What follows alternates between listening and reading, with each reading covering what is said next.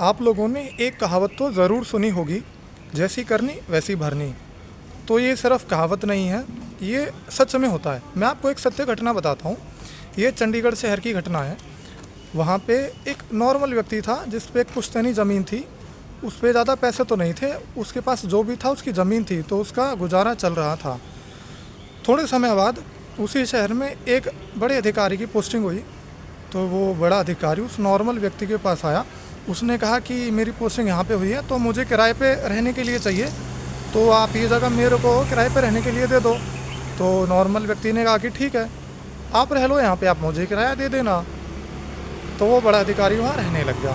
फिर धीरे धीरे उस बड़े अधिकारी ने खूब पैसे कमाए। उसने फिर उस ज़मीन पे एक अच्छा मकान खड़ा किया। फिर वहाँ उसने अपने पैसे से कोठी खड़ी कर दी। फिर उसके मन में आ गया लालच।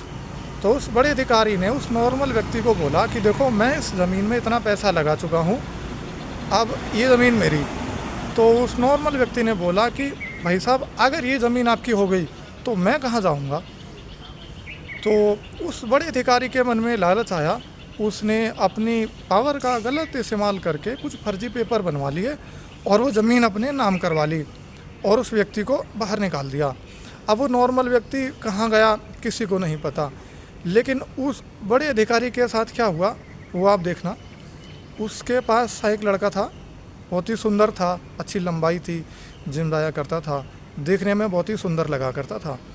लेकिन थोड़े समय बाद क्या हुआ, उसके लड़के को पैरालिसिस हो गया। अब उस पैरालिसिस की बीमारी से वो बैठने में सक्षम हो गया। वो नहीं बैठ पाता था, नहीं कहीं जा पाता था।